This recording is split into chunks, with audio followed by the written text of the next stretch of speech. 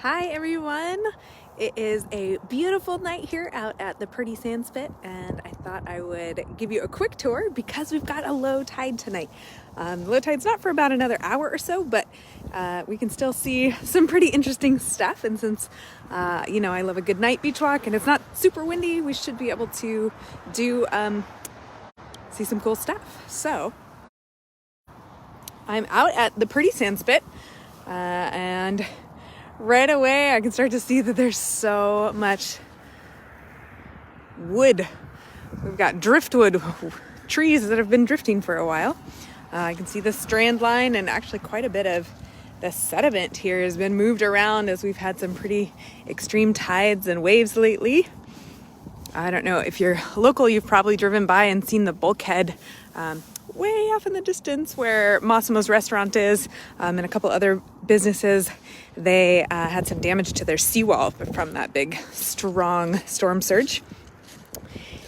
So just gonna walk down, see what animals we can see maybe. The tide is still going out, but it's a beautiful night. You can see the beautiful moon. If you want to post in the comments where you're watching from, love to know that information. So here we've already got some living barnacles, lots of other tough animals like these limpets here. A limpet is this really, really fascinating little snail that just is so tough. They can live where they just barely get covered for just maybe a couple hours a day. As we go down, we can start to see more evidence of animals, some clam shells. Starting to get into the algae zone here. Oh, we've got some shore crabs and hermit crabs here. This is an Oregon shore crab. And then there are a couple of little hermit crabs. My hermit crab identification is lacking. I know you can usually tell by the color of their tentacles, but I can't remember which one's which. We've got little crab on crab stack here. These are Hemigraphsis organensis, the Oregon shore crab, the green shore crab they're called, although they're not necessarily green. I'm not sure if my camera will pick it up, but they do have these tiny little hairs on their legs, which is how to tell them apart from the purple shore crab. Oh, and look, we've got one that's foraging here, using their pinchers to pick up small bits of food that are clinging to the rock. So if you've ever wondered how crabs eat, this is it. There are pretty much omnivores. They will eat different kinds of algae. They'll also eat animals. They'll also eat dead stuff.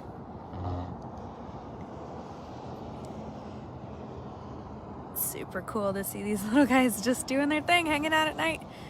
I wonder if he's glad for the light or annoyed by it. Things I don't know, but love to see these little crabby friends. Which means I need to be very careful about where I am walking out here. I'm gonna kind of pick my way slowly, generally stepping on rocks that look safe. Oh, now we're into the zone where we've got lots and lots of shrimp. So in all of these little puddles, you can see these little clear friends. These are Sitka shrimp. There are probably also some eelgrass shrimp in here as well. Oh, we've got some little oysters, juvenile oysters hanging out here on this rock. Oysters, once they settle, that's where they're gonna live the rest of their lives. Oh, leaves always get me. Always, I'm walking along and I see something standing out of the ordinary. Oh, it's leaves. Another thing that I've brought with me today is I have my ultraviolet light. So I can turn off my headlamp here. Hold on. Gotta find the button. Go through all the modes. Okay, so I have my black light here. And the ultraviolet light, sometimes certain animals can fluoresce, which means they have these kind of pigments in their body systems. Okay, so this is really cool. See this algae here? It looks very red. It's fluorescing this beautiful scarlet color. If I turn on my headlamp, that's green algae. Green algae that glows red under ultraviolet light. Very cool. Ooh, I heard a clam squirt because we're definitely in the clam zone. Wow, look at all these shrimp. There are so many. Yeah, the Oregon shrimp, they're found all up and down the west coast, and they were probably just first described in Oregon. Entered into the scientific record there, so that's kind of an easy way to name them. Now we're down to Sand Dollar Town. Lots and lots of these animals on this beach in particular. It is a sand spit after all, so that's fairly fitting. Oh, here's a nice male. Ooh, a little bit defensive there, friend. I won't hurt ya. But you don't know that. I'm just shining a bright light in your eyes.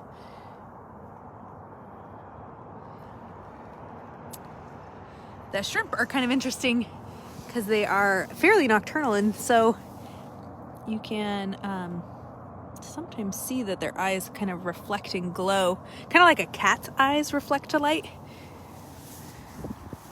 Which is an adaptation for maximizing what they can see. So we go lower into the tidal zone, we get another change in habitat, right? We're looking at mostly sand here. There's several of these sand dollar tests, or kind of the internal skeleton of the sand dollar. If you turn it over, you can see that kind of star pattern on their back. That hints to their relatives, the sea stars.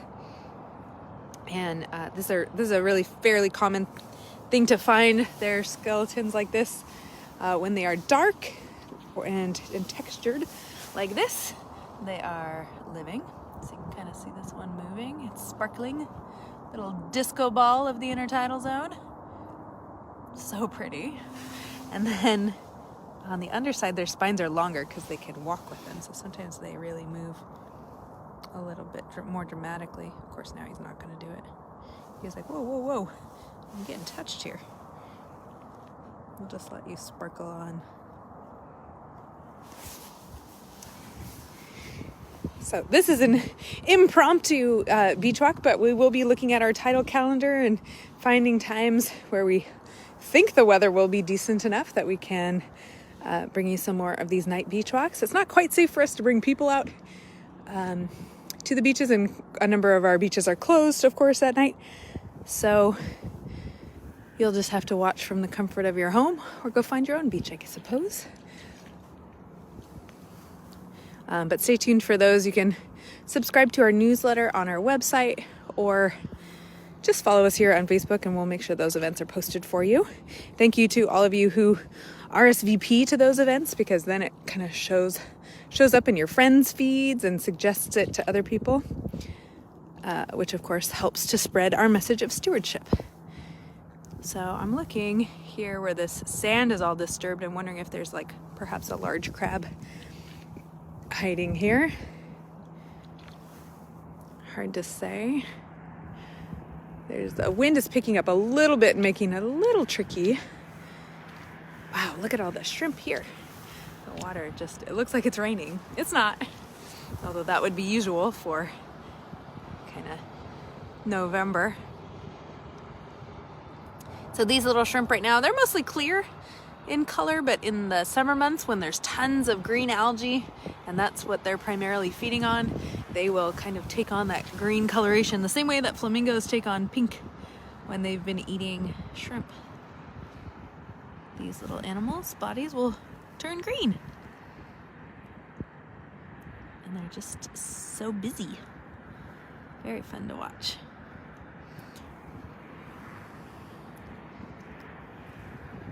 All right, let's walk down this way a little bit. See what we can see. The tide's still going out, so got a little bit of time for the water to recede and kind of unveil a few more larger animals. I would imagine we'll see some red rock crabs, some, of course, sand dollars. We've already seen plenty of them. We might even see some moon snails tonight. It may not be low enough for that, but I'm having to go slowly through this habitat here because there's lots of sand dollars and of course plenty of shrimp. So if I go slow and kind of carefully place my feet in places where shrimp are not going to be, then I don't feel quite so bad for traipsing through their habitat. Of course, if you're ever visiting the beach, you want to go slow as you can. Pay attention to where you're putting your feet so you don't accidentally crush a creature. Here is evidence of one of my favorite clams. This is the heart cockle. Clinocardium is the genus name. They just have the coolest texture to their shell. I really, really like those clams. And they have kind of a different life than most of your clams. Most clams are buried down under the sand, but heart cockles quite frequently like to be up at the surface, because if they encounter a predator, they can kick their foot out and kind of scooch out of the way of danger, where a clam that's burrowed, if a moon snail happens upon it, there's not really anywhere for them to go. There's no escape. But heart cockles have kind of a chance to move away.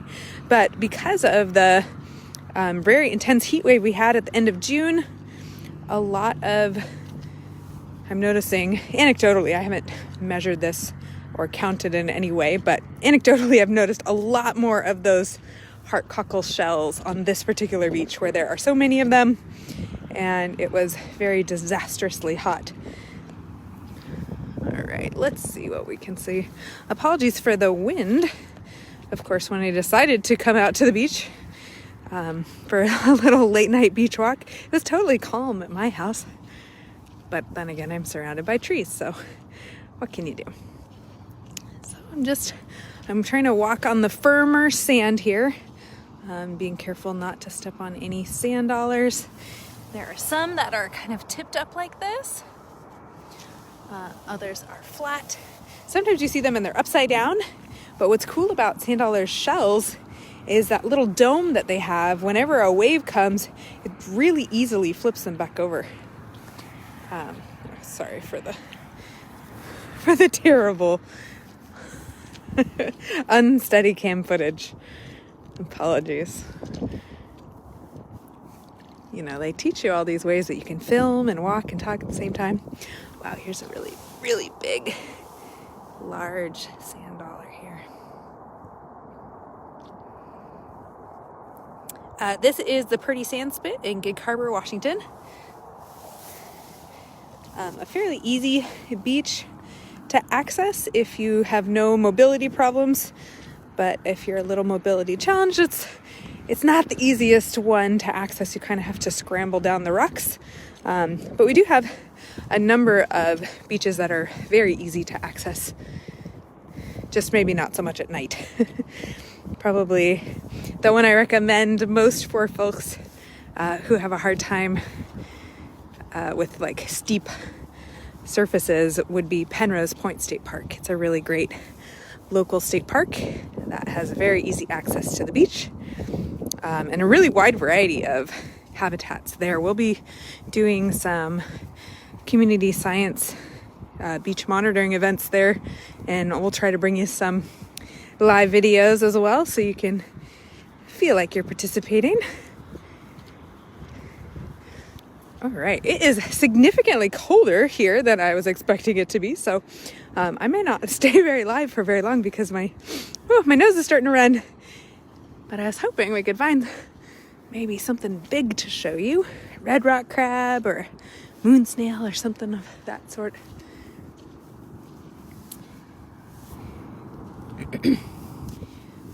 Hopefully all of you who are watching are familiar with who Harbor Wild Watch is, but if we are new to you, we are an environmental organization that does education throughout the greater Gig Harbor area, and we're trying to inspire stewardship for this beautiful body of water, the Salish Sea. Ooh, I'm starting to see some bigger marks in the sand, little disturbances that tell me there are some large crabs out and about here tonight, so I'll keep my eyes open for those. But we are a nonprofit organization, and we do rely on grants and donations. So if you feel compelled to donate to Harbor Wild Watch, you can do that very easily through our website, harborwildwatch.org. You can give us stars right here through Facebook, or we also have a Venmo as well. So at Harbor Wild Watch, but it's on the business tab for that one. So if you want to contribute to environmental education, we would love that. We'll try to make it easy for you. So here we're entering this habitat that really only shows up at about the 0 foot tidal height and lower. This is eelgrass. And this is a non-native species of eelgrass, Zostera japonica, which comes from Japan. So it's an introduced species, but it's still utilized by the native species here. So it's not quite an invasive species. So it's what we would call a non-native, but not invasive. I don't know. Some biologists like to quibble about that. But I think I'd rather see some eelgrass than, oh, I just heard a big clam squirt. This is horse clam territory. Let's see if we can find one. And hopefully not by it squirting me. Here's a horse clam shell. And this is a pretty small one. They're also called fat gaper clams because where the two clam shells come together, the shell gapes. Oh, can you hear that splashing? That's all horse clams. And they squirt for various reasons. They may be trying to refresh the oxygen in the water that they're breathing. So they kind of have to squirt out the old water and pull in some fresh oxygenated water.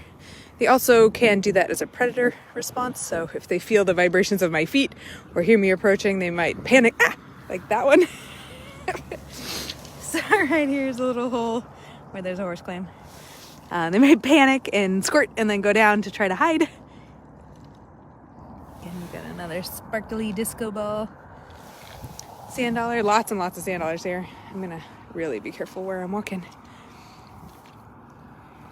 So the horse clams seem to like more slightly rocky, slightly kind of gravelly sand habitat, whereas geoducks, our other big clam species, is going to be in mostly just sand.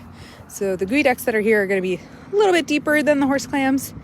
And then if you go even higher up in the intertidal zone, you may see things like butter clams and manila clams, and purple varnish clams are pretty common too. Let's see. Here's an animal I'm hoping to find alive. This is a moon snail shell. Moon snails are a big predator of clams.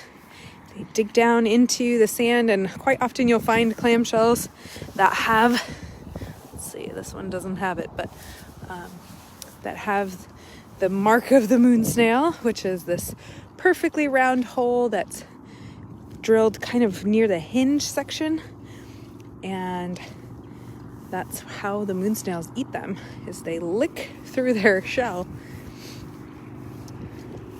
All right, I think all of our big creatures have followed the tide out a little bit. I was expecting to find some crabs or something out here.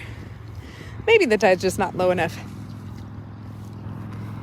So here's some of our native eelgrass. It's a little thicker than the Zostera japonica.